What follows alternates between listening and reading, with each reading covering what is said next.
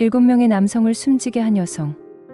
아일린 워노스의 진짜 얼굴. 한 여성이 미국 사회를 충격에 빠뜨린 사건이 있었습니다. 1990년대 초 플로리다 전역을 뒤흔든 이 연쇄 사건의 주인공은 다름 아닌 아일린 워노스. 그녀는 미국 역사상 첫 여성 연쇄 살인범이라는 타이틀로 세간의 이목을 끌게 됩니다. 하지만 이 끔찍한 타이틀 뒤에는 어린 시절부터 이어진 깊은 상처와 파괴된 인생이 자리하고 있었습니다. 1956년 미시간주에서 태어난 아일린 워노스는 태어나기도 전에 아버지를 잃었고 부모의 이른 이혼으로 인해 외조부모 밑에서 자랐습니다. 그러나 그곳도 안전한 공간은 아니었습니다. 그녀의 어린 시절은 외로움과 방임 속에서 흘러갔고 사춘기를 맞이할 무렵엔 이미 거리에서 살아가는 생활을 시작했습니다. 그 시기부터 그녀는 생존을 위해 몸을 내던지는 선택을 하게 되었고 사회의 보호망은 그녀를 끝내 붙잡아 주지 못했습니다. 성인이 되어 플로리다로 떠난 아일린은 다양한 경범죄에 연루되며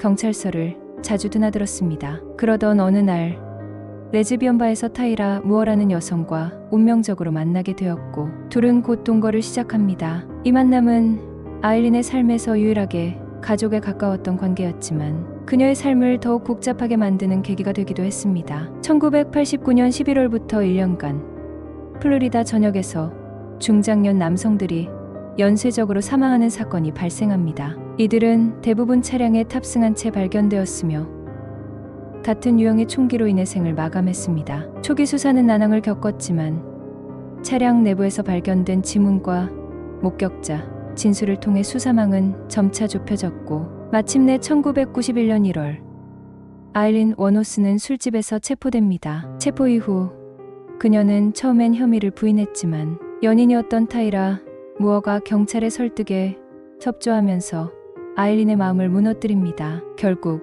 타이라를 위해서라며 모든 범행을 자백한 아일린. 하지만 그녀는 자신이 위협을 당했기 때문에 어쩔 수 없는 선택이었다고 주장했습니다. 피해자들이 자신에게 해를 끼치려 했고 그것이 방어 차원이었다는 주장이었습니다. 법정에서 그녀는 정신적으로 불안정한 모습을 보였습니다. 경계선 성격장애와 반사회적 인격장애 진단이 있었고 감정 기복도 매우 심했습니다. 심리학자들조차 그녀의 복합적인 심리를 파악하기 어려웠다는 기록이 남아 있습니다. 그러나 법은 아일린의 주장을 받아들이지 않았고 그녀는 살인 혐의로 총 6건의 사형 선고를 받게 됩니다. 수감 중 그녀에게 찾아온 사람들도 있었습니다. 어린 시절 친구라는 여성, 그리고 그녀의 사연을 방송으로 접한 후 후견인을 자처한 여성 등. 하지만 이들의 접근은 순수하지 않았다는 의심이 제기되었고 실제로 몇몇은 아일린의 이름을 팔아 이득을 얻었다는 주장도 나왔습니다. 사형이 집행되기 하루 전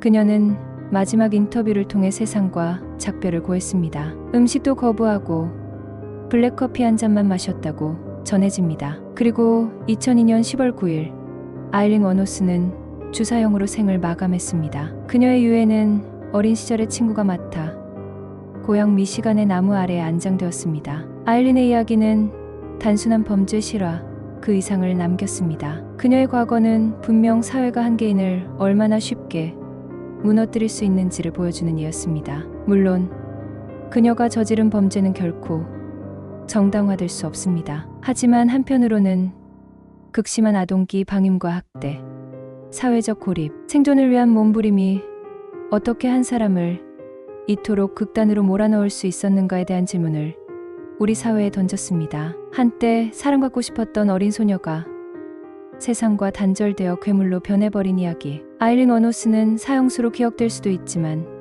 동시에 사회가 만들어낸 그림자로도 남게 되었습니다.